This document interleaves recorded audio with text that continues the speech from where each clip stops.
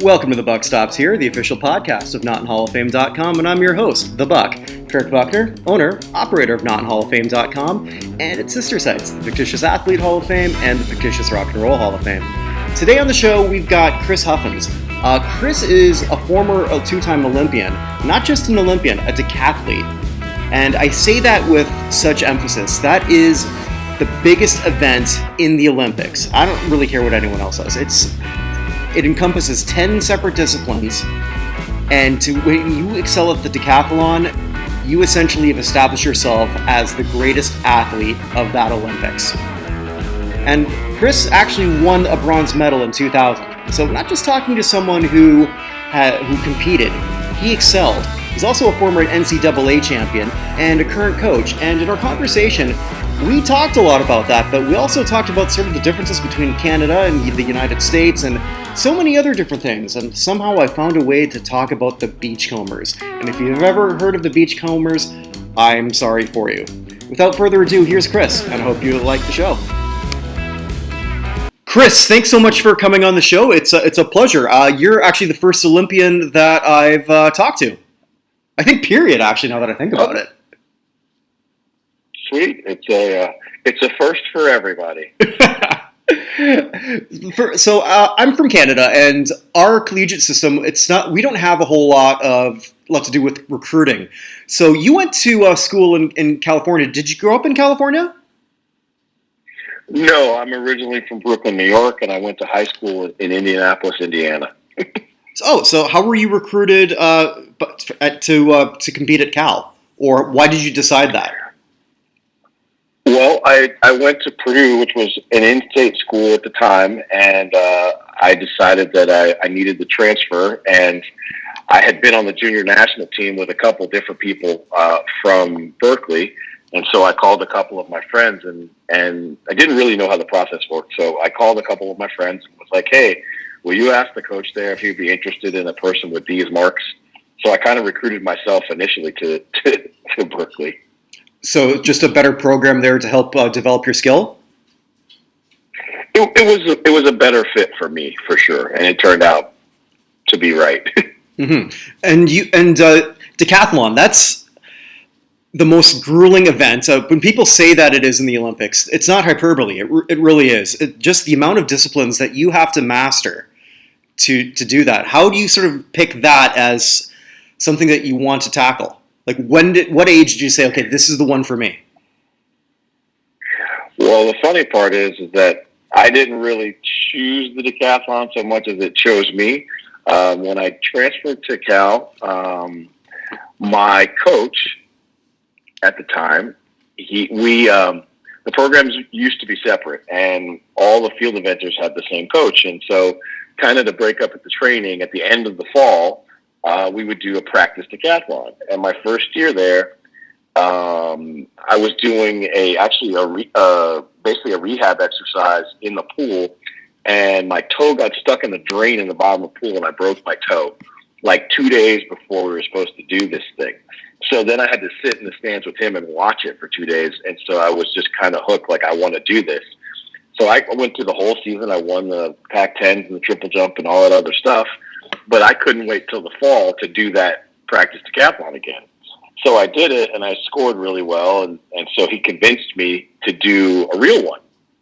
And I did that one. I didn't think I did that well. He convinced me that I should do another one. And my second one that I ever did, I qualified for the 92 Olympic trials. So at that point, it was kind of done. Yeah, so I was reading that you finished... what did you finish in the Olympic trials in 92?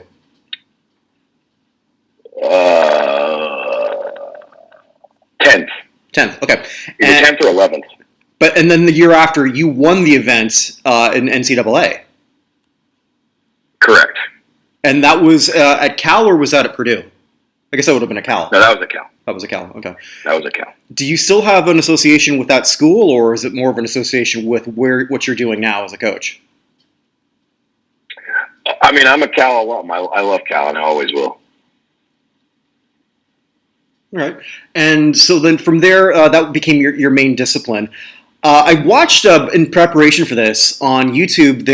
I think it's I don't know if it's the official Olympic channel, but you were featured in that strongly. It was just focusing on the decathlon itself, and so there were comments from yourself and then from Daley Thompson.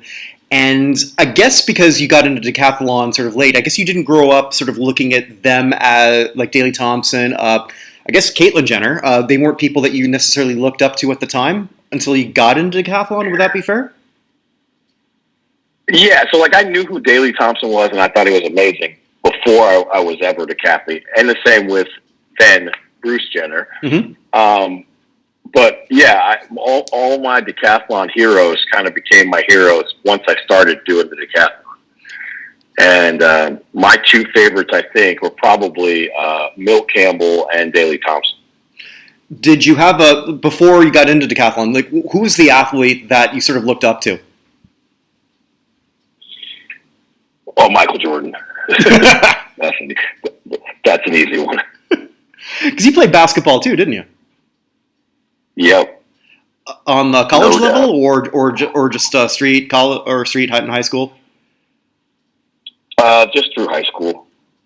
Did Cal want you to play, or did the coaching there? Because I know that multi-sport athletes in college are fairly common in the U.S. The coach at Purdue,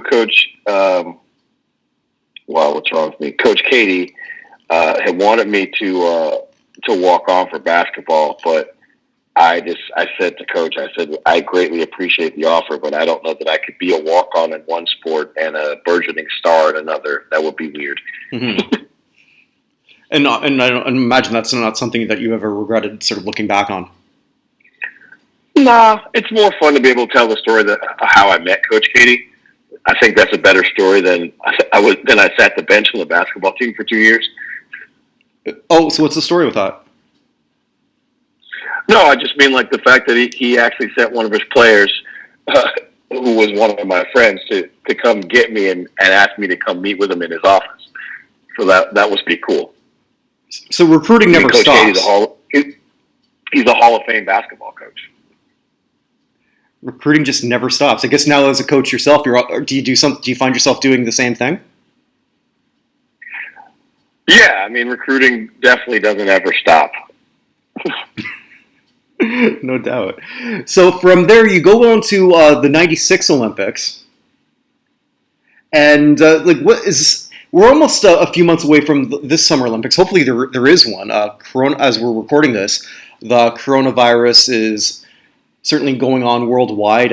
There have been talks of postponing that. Whether that happens or not, I don't know. But what was the biggest feeling of the '96 Olympics? Was that sort of like walking into this? Did you do the parade walk, the Parade of Nations? Oh, absolutely. Your first Olympic team, and that's if you're blessed enough to make one, and let alone make more than one. But your first Olympics, the opening ceremonies, is something that is indescribable, and I would honestly say to really, really get it, you'd have to go through it. But short of the birth of my kids, it's probably the top single day memory of my life. And so that was in a way more special than the 2000 Olympics? Just because it was first? Yeah, and it's not special, just not more special, just different. Like, got it. The first time was just outrageous. I mean, my first opening ceremonies is in my home country, and the person who lights the flame is Muhammad Ali. Like, it was just an otherworldly experience. Oh, that's right. When we went to Sydney, I was there on a mission. Like, I wasn't leaving Sydney, Australia without a medal. So at the end of the day, I took at the time to all the young ones out there, we actually used film. I took six rolls of pictures during opening ceremonies in '96, and I took probably a total of 15 or 20 pictures during the opening ceremonies in 2000.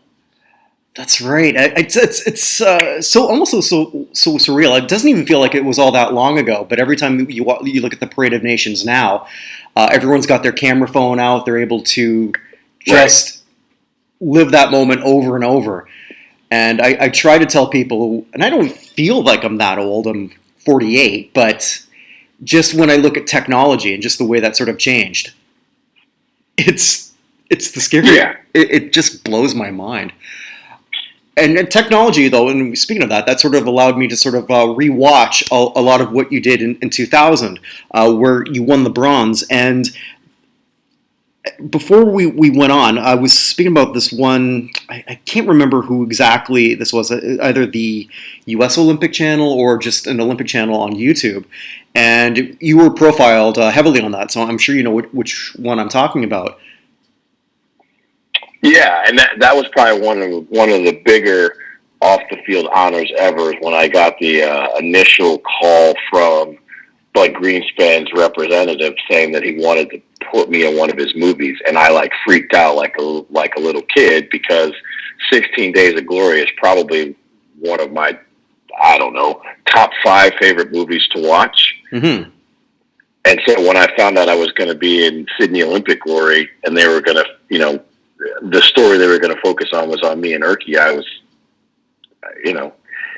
I'm still amazed at how often it gets played, and how, I still get phone calls multiple times a year of, hey, I just saw you on such and such. And I'm like, they're still playing that movie? But they do.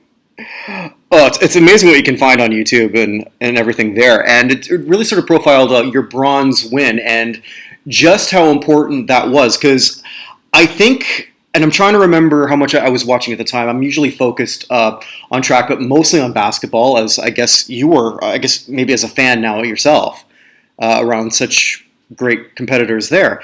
And it sort of puts a lot of things into perspective. Because you were leading to the 9th event, but you weren't, your discipline was not the 1500. And I don't see how it could be. I mean, just the eye test alone, when I'm looking at the great 100 meter sprinters, they're not built like the same as a 1500 meter racer. This is correct.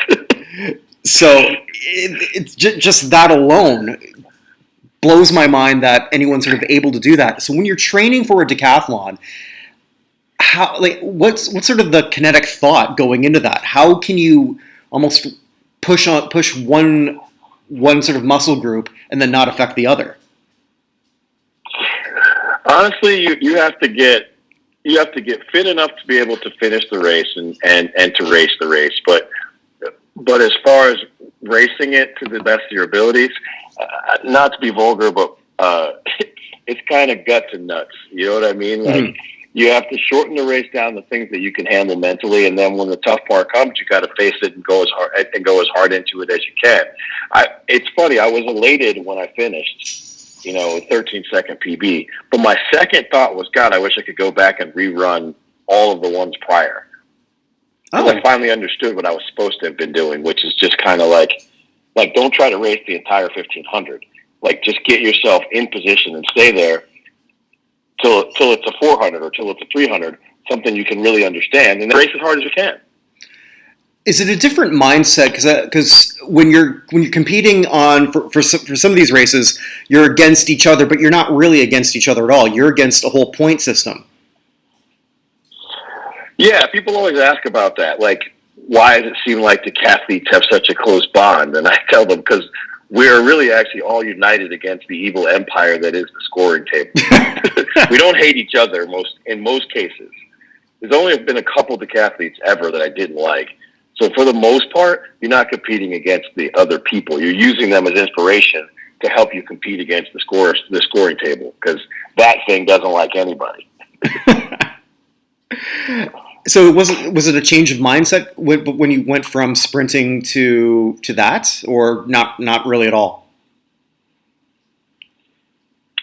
Oh, sure. I mean, I think that there's a change of mindset from event to event. Like, I'm a very big strength of mind kind of athlete, and so for me, visualization and that kind of stuff is always very important. And I would go from being a world-class sprinter to being a world-class long jumper in my head to then, gaining 100 pounds of being a world-class shot putter.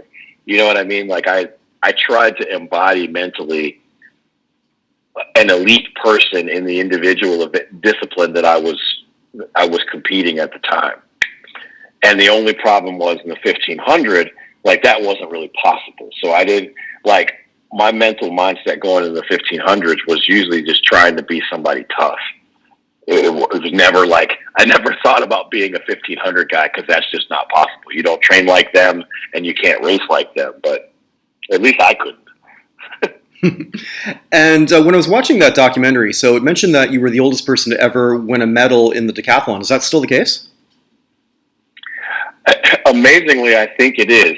It's funny because I'm not that. I think I'm only like a couple months older than Erky. Oh, okay. Because my birthday's in April, and I want to say his is in like June or July. So, and it's really weird that that's true because I was only 30.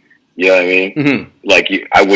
I would think someone, because it's kind of an experience-driven, for the most part, it's kind of an experience-driven event. But yeah, I don't know. But I'm pretty sure that I am still the oldest medalist ever. And it's funny, that was like 18 years ago, and like we're both in our late 40s. I don't feel old, but I guess it depends on who I'm talking. 18 years, buddy. That was 20 years ago. Yeah, oh my God, 20 years ago. That's right. Yeah, because it's going to be the 2020 Olympics.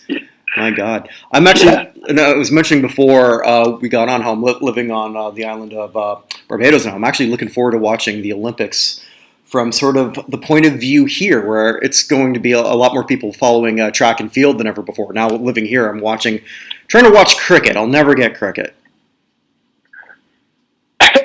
So, what's funny is like cricket looks super interesting to me, but what gets me is when I find out how long they play for. So I've never been to a cricket match or test, I think they're called. I've never been to one. But, watching it in snippets like on SportsCenter and my friends kind of talking about it, it looks awesome. But then when they're like, yeah, there's matches that last like 2 and 3 days, I'm like, no chance. You're going to have to miss me with that one. Because, look, and people talk about baseball being boring. They talk about track being boring. Like, I'm not saying that cricket would be boring. Nothing could hold my attention for 3 days. That's a sporting event, continuously. And then that's from someone who's been an athlete. When you were at the two Olympics, did you have time to sort of take in some of the other events? Oh yeah, I think you're nuts if you go to the Olympics and you just kind of hide in your dorm room or wherever and wait till you compete, and then you have to experience some of it. Now you got to be smart and remember what you're there for. So I didn't go to any additional venues. Within 5 days of the start of my competition. And then and the bad part is I always competed in the third to last and second to last days of the Olympics. So there was only 1 day of competition and then the last day with the marathon and closing ceremonies after I was done. So I saw a fair amount of what the first 5 days things. So I saw a lot of swimming, a lot of water polo, some judo, men's and women's basketball. Cause I ended up having friends on both teams. So in '96, I went to a couple of dream team games with the whole women's basketball team. And in 2000, I was at a few games, but they were just dump trucking people. So those games were actually kind of boring. I think I saw table tennis. Yeah, a few other things. With your event sort of being... go ahead. Go ahead. Well, I was going to say... I probably saw seven or eight other sports. Oh, women's soccer. Nice. With your event sort of being later in the games, and as you mentioned, you were there right from the start, so you were at the opening ceremony. I've heard before from other athletes that it can be sometimes distracting in the Olympic Village when people they're celebrating because their events are already over. Is it sort of hard to focus there, or were you able to keep an internal bubble with that? If you're in the second half of the Olympics, the hardest nights are the finishing night. The hardest night is the night that swimming ends, because they are absolute rowdy when they're done. And I know, that's not a diss to swimmers. They're like, look, they go hard just like we do, but unlike track, they finish and then they have an entire week to enjoy the Olympics without any pressure. So I think Ryan Lochte kind of proved that recently, didn't he? Yes. So you're cognizant of that, and you just kind of try to lock in and focus yourself. And especially if you have aspirations to win a medal, you're smart about who you associate yourself with, when you go to bed, and you just kind of, you encapsulate yourself into your own little world and your own little bubble. So it wasn't a problem for you at all? Nah, not at all. Can I ask something political, if I could? Sure. Okay, so I won't guarantee that I'm going to answer it. No, that's totally fair. With the IOC has sort of said that they're looking to, and I might be wording this incorrectly, ban any kind of political protest. Is that something that you agree with, or I know Megan Rapinoe has been sort of speaking against that idea, or do you have an opinion with that? Do you think sport should be separate from politics? I kind of personally, I'm on the fence on a lot of that stuff, depending on what it is. So here's my take on that. I think that athletes should use their platform to help right wrongs and fight injustices. With that being said, I think the Olympics should be out of bounds for any of that, because the Olympics is literally supposed to be the purity of sport, the putting down of arms and coming together to compete, for the sake of competition. And I just don't think that the Olympics should be used as a platform for any political agendas. That's just my own personal opinion. Mm-hmm. Now, that being said, one of the most iconic Olympic moments was Tommy Smith and John Carlos and the Black Power salute. In 68, In 68, right? And I know both of those gentlemen. They're wonderful people, and I love them for what they did. So I guess I'm kind of torn. I don't know that that's something that I would be, I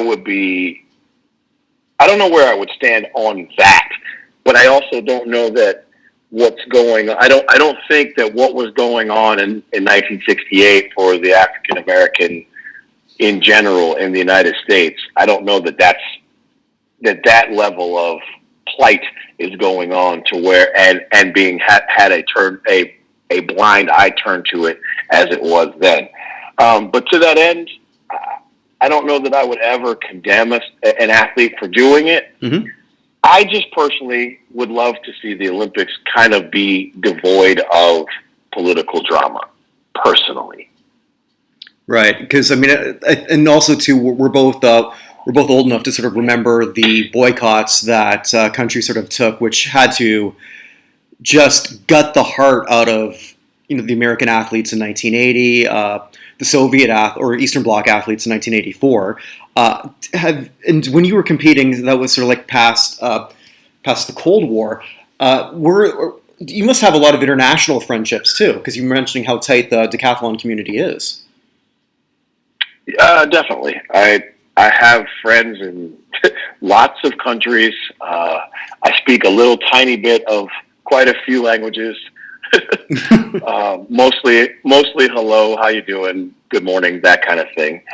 But yeah, I think the one thing about getting to doing an international sport and getting to be at its highest level is that you truly do become a global person, and being global and being American don't always mesh well easily, because you tend to see America for all that it is, which is, it's a wonderful country, but it's not perfect. but I think a lot of times we spread the message as if it is. And, there's a lot of things that America doesn't do anywhere near best practice. Right. Well, find me the perfect country and I'll move there. I think I've done okay in Barbados, but there's certainly, if I could just sort of like drive one day without a pothole, I'd be happy. That hasn't happened yet since I've moved, but that's another story. Well, I definitely don't know there's necessarily a perfect country. I will say that I've been to Australia 4 times and I have not had a bad experience or a bad time. Nice. Once. But I also have gone pretty much as in a controlled situation as a honored guest.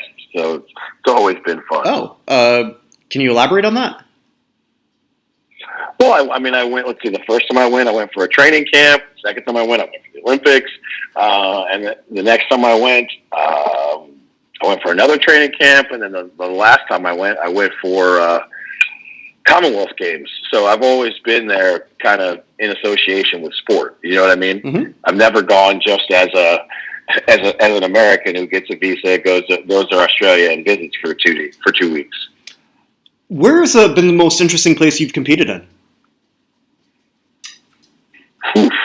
The most interesting place? Yeah, or just something that you wouldn't necessarily associate with track and field, or with sport in general, perhaps.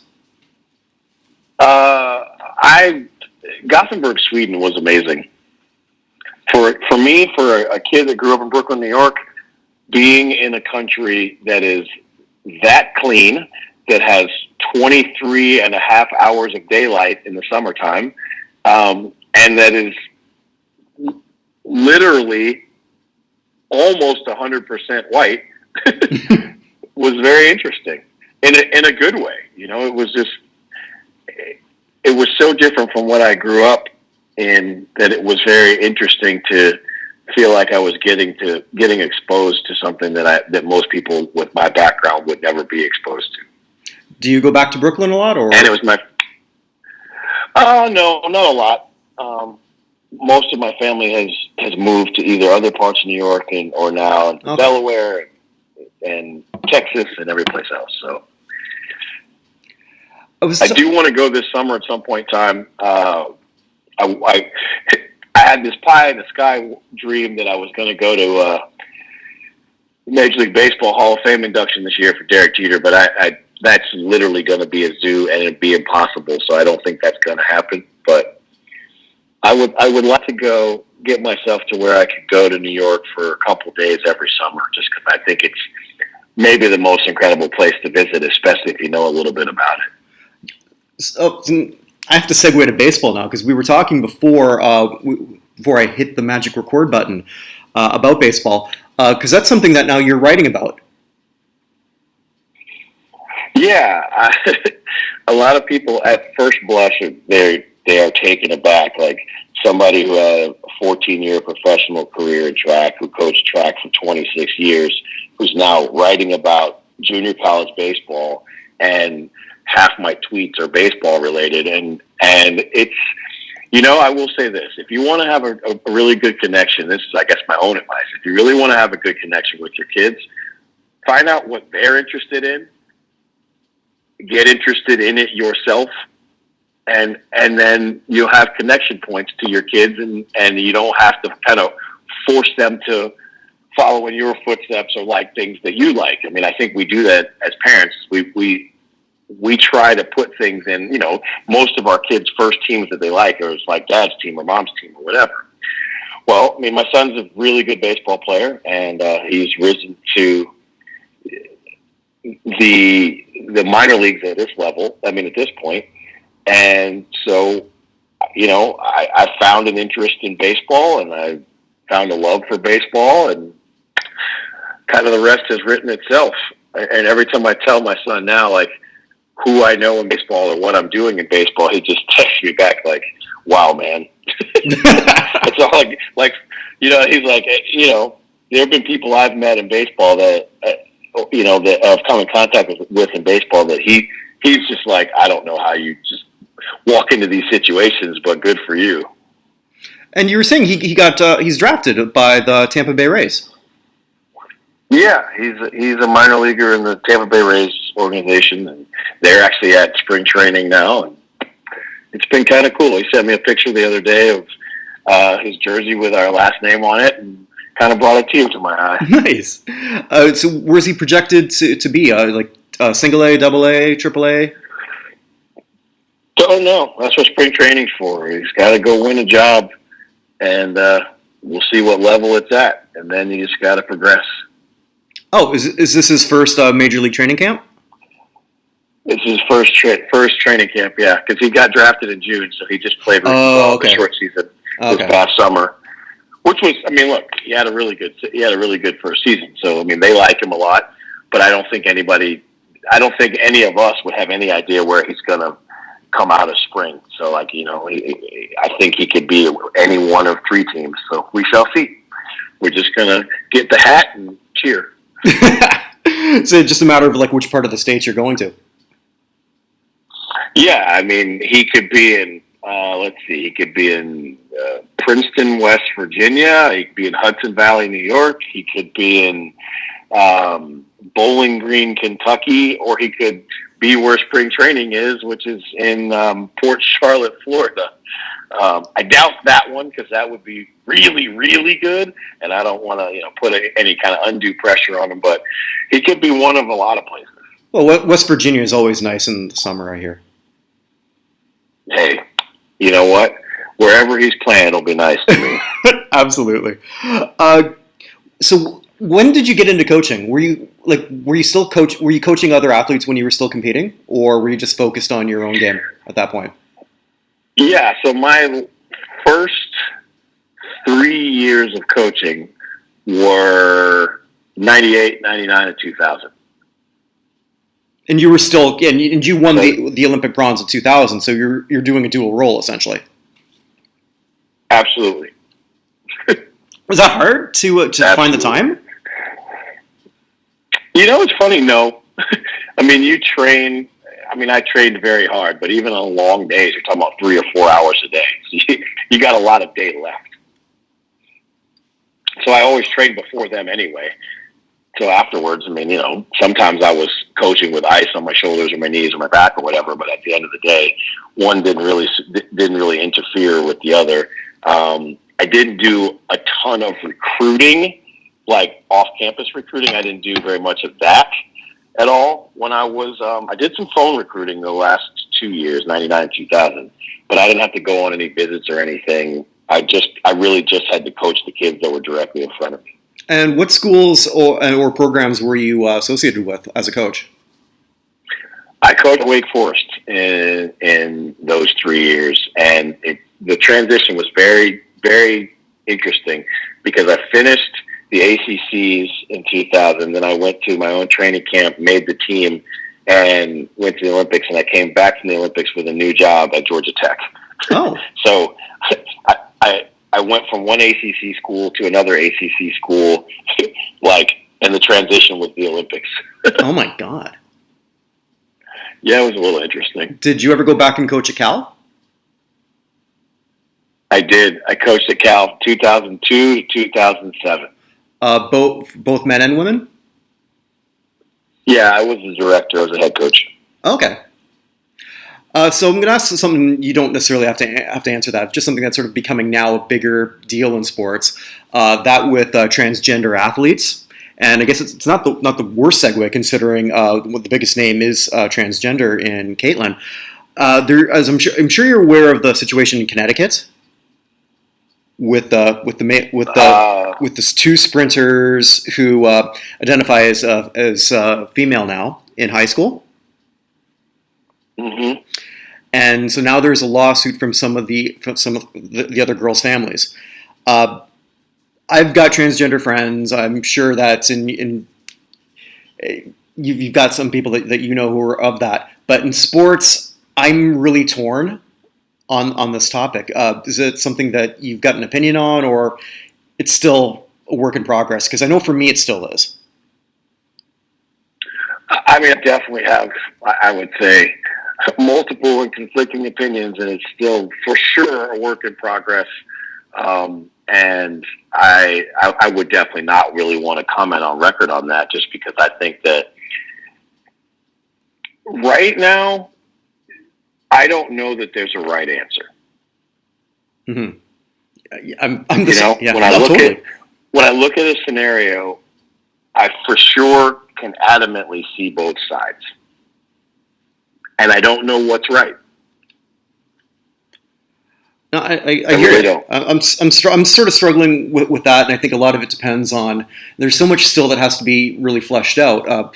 Different disciplines are there when someone transitions, I think, is also a bigger question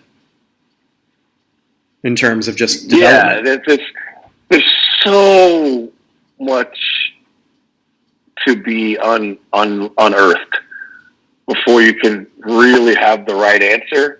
And that's the unfortunate part about, not as a pun, but when you have transitions in general, mm-hmm.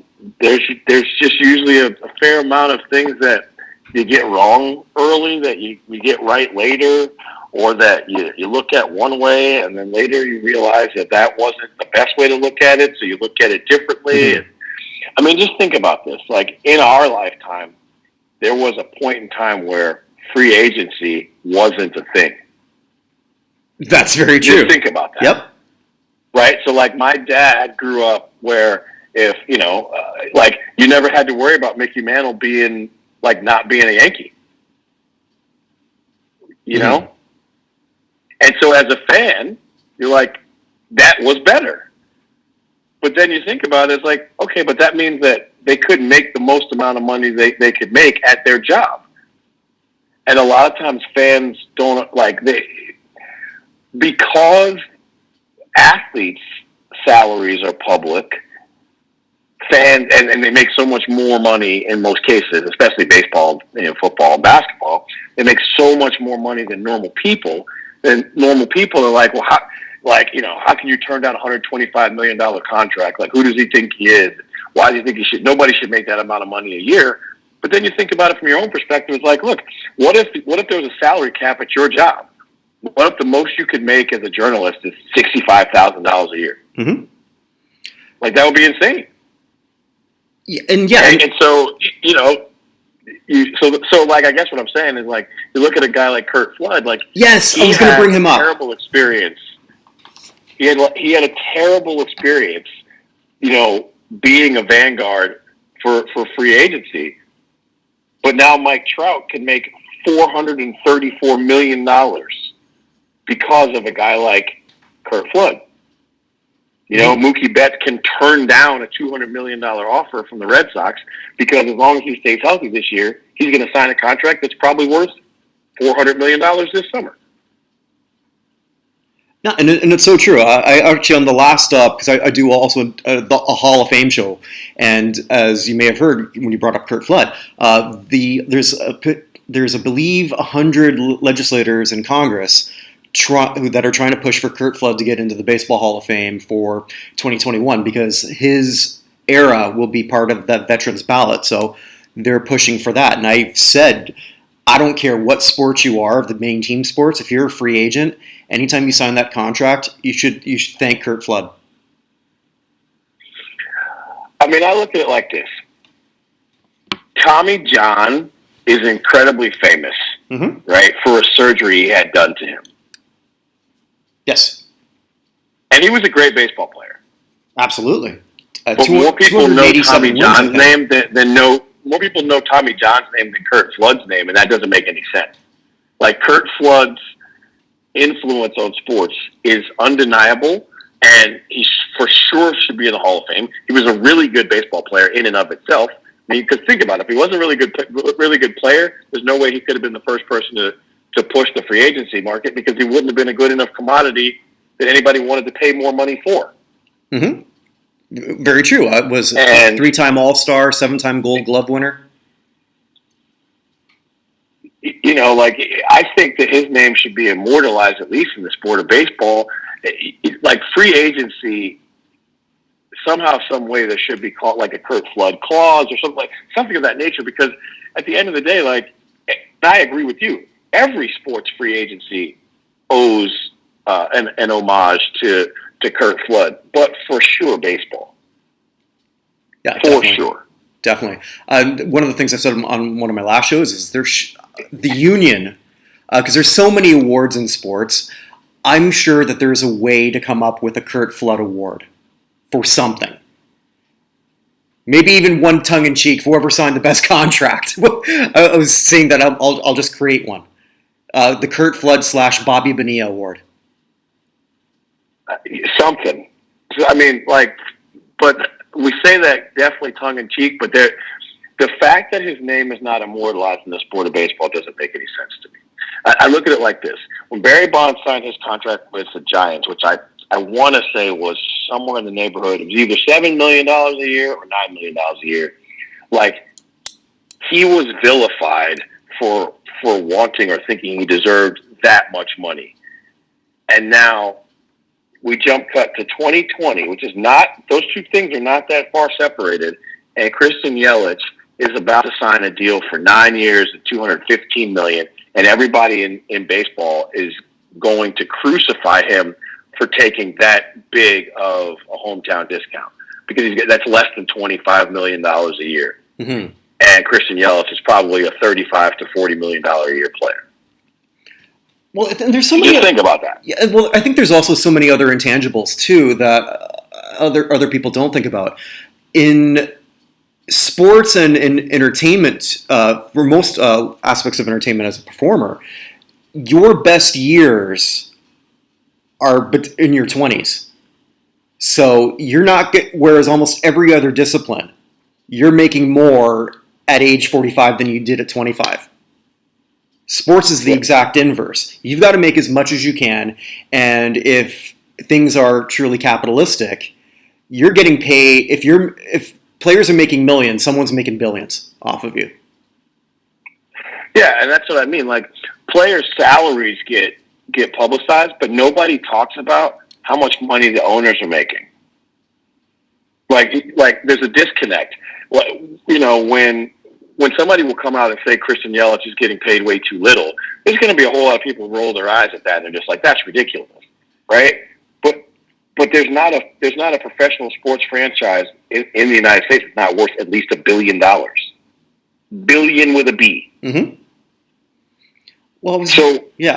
Why do people, they begrudge the athletes for making more money, but I keep saying, look, Mike Conley Jr. makes $45 million a year. That's ridiculous. He's probably a severe overpay, but somebody's writing him the checks, which means they make more money than he does.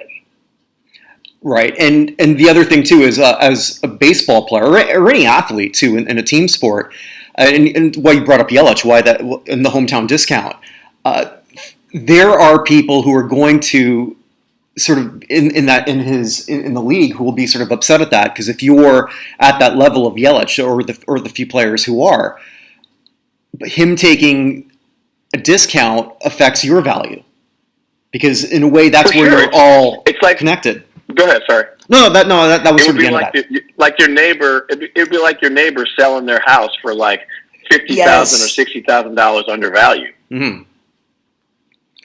Right, but that becomes a comp.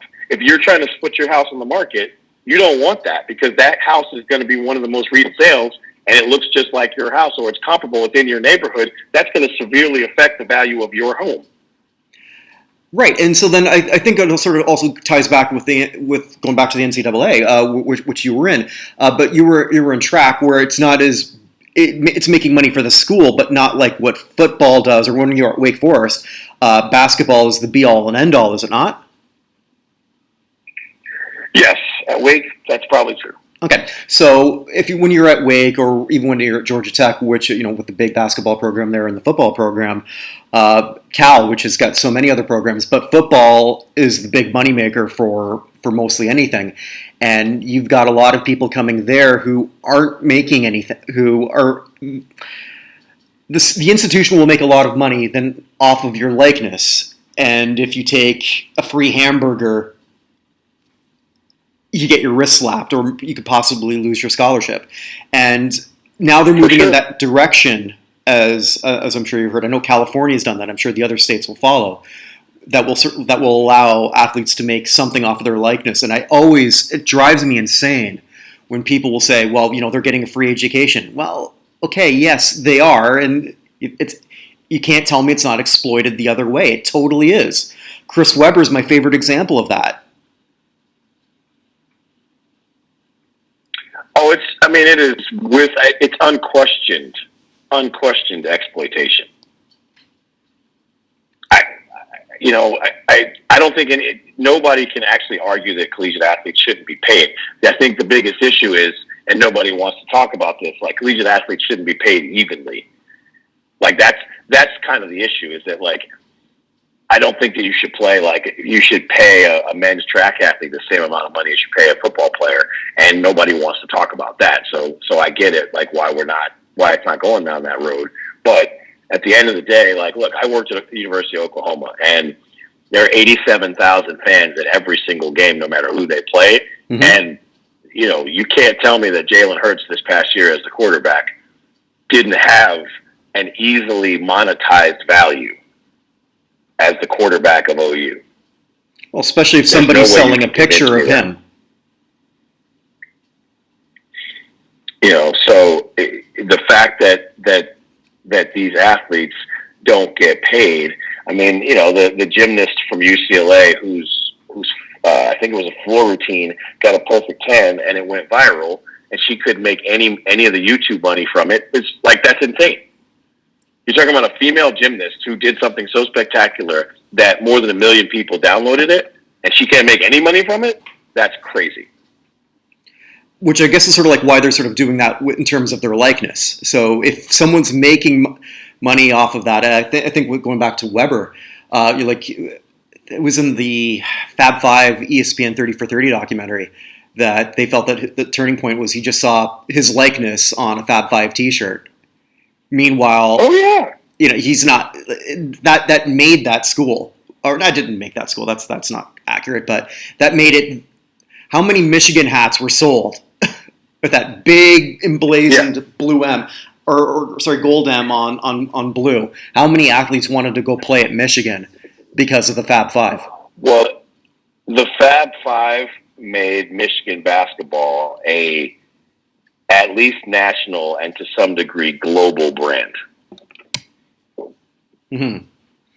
For sure. Michael Jordan made the University of North Carolina a global institution. I'm not saying the school look, it existed before MJ got there, but I mean, it's different. It's just different, and you can't come close to arguing that it's not different. If an athlete of a certain stature goes to a school, it changes the platforms of that school is now has available to them, or the level of athlete that now thinks that it would be cool to be at that school. It does. It does change so much. When Boise State won the Fiesta Bowl, mm-hmm. the following year applications went up like 750%. It affects everything. It's all about identity. There's only a few. It's not because the science department came up with a new robot or anything, not because of the Smurf turf. Yeah, well, I worked at Boise State. You would be amazed at how the effect the Smurf turf has. Like in the summertime, they have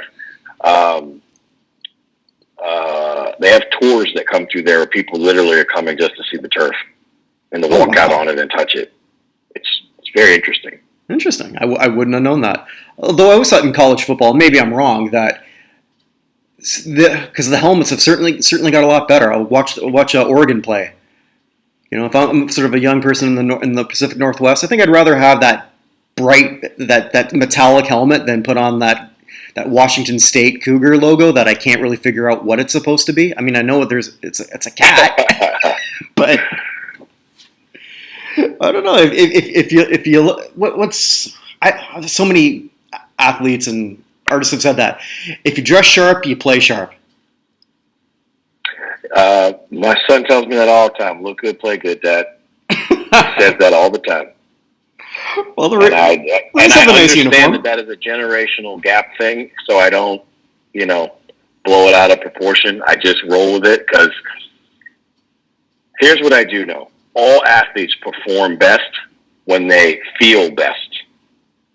You know what I mean? Mm-hmm. When they feel best going in, when their minds are free to just focus on their thing, they perform best. And if that's a certain pair of socks or, an extra piece of tape or a bandana on your head or whatever nonsense it is, if that's what helps you get to where you're trying to get to, then I'd never want to be the person that's the get off my lawn guy that's like that. Well, back in my day, I never want to be that guy. So I refuse to be.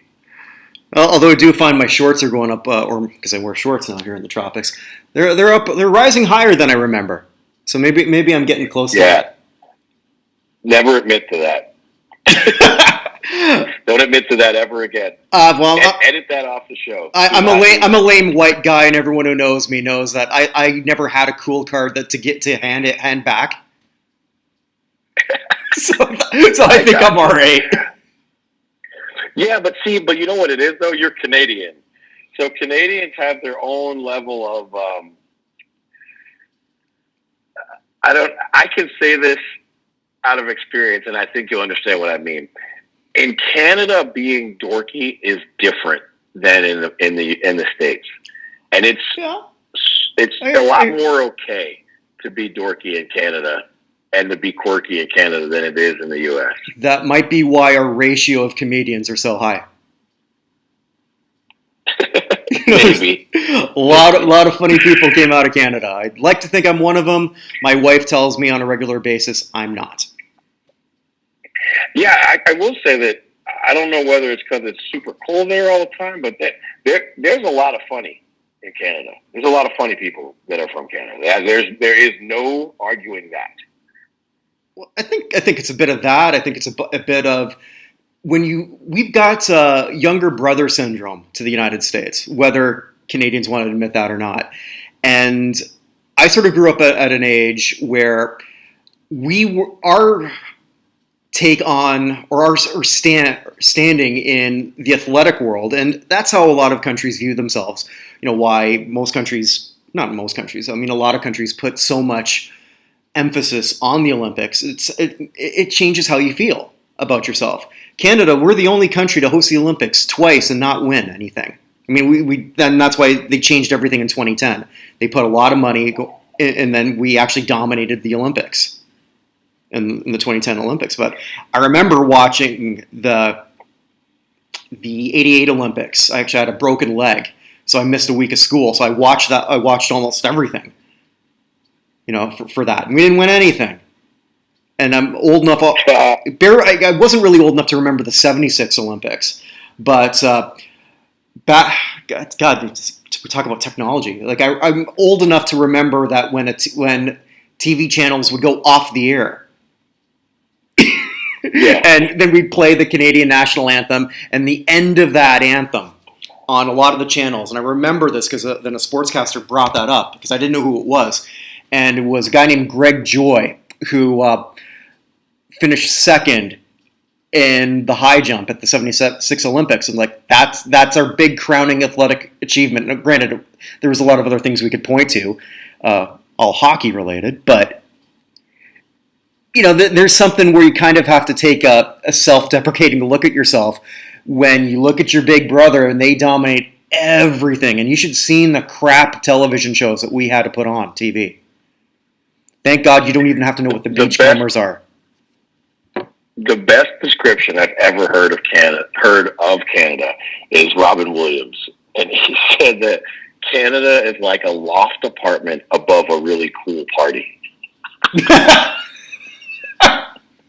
And you can't help but laugh at that. There's something to that. That is really funny and really accurate. But there's a lot of really cool things about Canada. I just, again, being an American is awesome. So don't let me not paint myself into some sort of like non-patriot. But man, I tell you, sometimes being an American, all you can live with is ignorance is bliss. Like, it is amazing how little the average American knows about Canada. But, whenever a Canadian sort of complains about that, and a lot of Canadians do, my first thing is realistically, I mean, it's a lot different for you because you have so much international experience in your life. But if you grow up in the United States, you're one of the few countries, maybe you could argue one of the only countries, where you can go from one corner of your country to the other, and you've got a completely different vibe, a completely different culture, a different music scene, a different geography. It's incredible. Different climate. Everything is so different when you're going. I guess just yourself going from Brooklyn to when you were in Southern Cal.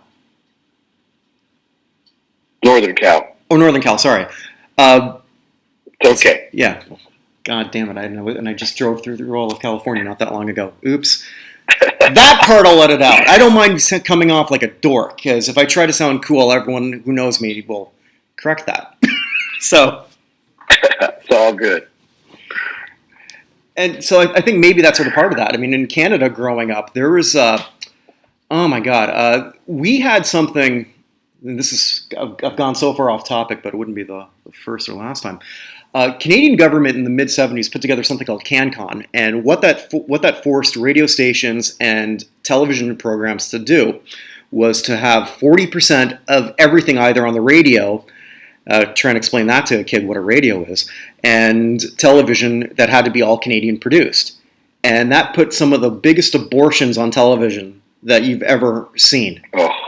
And it took now when you see something produced in Canada, you don't know the difference. But back then, the biggest show that we had for 10 years was a show about loggers called The Beachcombers. I don't encourage anyone to go YouTube that unless they want to sort of laugh at what Canadian culture was. And it was pretty much the good logger with his First Nations buddy going up against the bad logger. That was the show. Yeah, it sounds riveting. Yeah, 10, 11 years that crap lasted on TV. But then most Canadians live within 90% of the border of the United States. So we were getting U.S. stuff, and then it's like, oh, God, I don't want to watch a Canadian show. So we had, like, people of, I guess, my age or a little bit older, a little bit younger. Yeah, we looked at everything that the U.S. did, like, why can't we be as sort of cool as that? Whereas the people much younger, there's a lot of achievement in artistic culture and athletic culture that we didn't have before. That's my long-winded way of saying that we're not going to be as funny going forward. Well, I don't know. I never doubt Canada. There's two things that for sure you guys export. Smoking hot blonde women, and actually smoking hot women in general, and funny people. And hockey players. And hockey players, yes. And there's some things about Canada that the people don't know. Not enough people know that look, if the world could experience Poutine, I think Canada would rise like 7 or 8 spots just based on that. I just had Poutine down here at this one restaurant. They were so happy to serve it in Barbados. Yeah, but it wasn't very good. It was the wrong kind of cheese. It was this type of goat cheese that just didn't work. Exactly. No. Even the one, like, look, my wife, she made it, and it tastes spectacular, but she put an American spin to it. So she made, instead of French fries, she used tater tots, and we did Wisconsin cheese curds and gravy, and it was amazing, and we loved it. But even that, like, it's a different kind of amazing than, like, I had poutine in the movie theater, at a regular movie theater in Canada, and I was like, this might be the best meal I've ever had. And people think we have no culture. Oh, that's what I mean. Like, that's kind of what I was saying. Like, there are a lot of cool things about Canada that most Americans just have no idea about. Because look, if you ask Americans to describe Canada, you're going to get moose, Mounties, hockey, cold, and scene.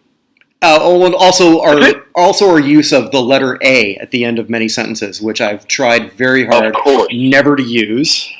And I like to think that I can pronounce the word about in a proper way. I was going to say, let me hear you say about. I put in a lot of effort to actually dispense with a lot of Canadian colloquialisms. Oh, yeah? What's that stuff that you put spaghetti sauce on? What's it called? You put spaghetti sauce on? You put it on spaghetti. Well, okay. Spaghetti is a type of food. Pasta? Starts with a P and ends with an A. See, there it is. Well, okay. I guess I don't hear it. Yeah, in the States, that's called pasta. And that car that you drive that starts with an M, that's a Mazda. But in Canada, that's a Mazda. Okay, but if I go to Boston, I lose the letter R everywhere I go. Oh, I'm going to go down to the bar. Absolutely. But then they put the R at the end of my country, because I worked briefly for a company based in Providence, and so I had to go there. I flew in there a few times. Actually, it was in Pawtucket, and the way they were serving, so you're going to go down to the bar. All right, I'll take you in my car. Yeah. Oh, where are you from? I'm from Canada. Yeah. Oh, from Canada. Well, there's the R. Yeah, my favorite commercial on television right now is the commercial with the with the guys with the self-parking car with the thick Boston accents. Yes, that's my favorite commercial. You can't park there. I love that commercial. And I said this to my wife. I said, like, I don't care how hot a woman is. If they have that accent, I'm deducting 5 points from the mandatory 10. I just can't do it. It's tough. It's a tough one. That is a tough accent to swallow. And especially being a New Yorker, yeah, it's a really tough one. So I guess my listenership from those in the Northeast might have plummeted, but that's okay. So how can people follow you on Twitter? Oh man, I always mess this up. It's at Flight Club, FLIGHT. So at Flight Club _10. And does your son have a Twitter? He does. He's at Snack Muffins. At Snack Muffins? SNACKMUFFINS. Must be some type of verbiage that I just don't understand from the young people. I don't. His name is Zach Huffins. Oh. I don't know who started calling him Snack Muffins, but Bob's your uncle. Well, it's a lot better than what my first wife calls me. Well, there you go. All right, thanks so much, and hopefully we can do this again. Well, as you could hear, I did not edit that part out about my pants. It really doesn't rise up all that much. I was going for comedy, or maybe I'm not. Or maybe I did. I don't know. Either way, it was an enjoyable interview for me. I hope you felt the same. Look for more here at notinhallofame.com, and if you like, subscribe, and we will be coming back at you soon. Thanks so much.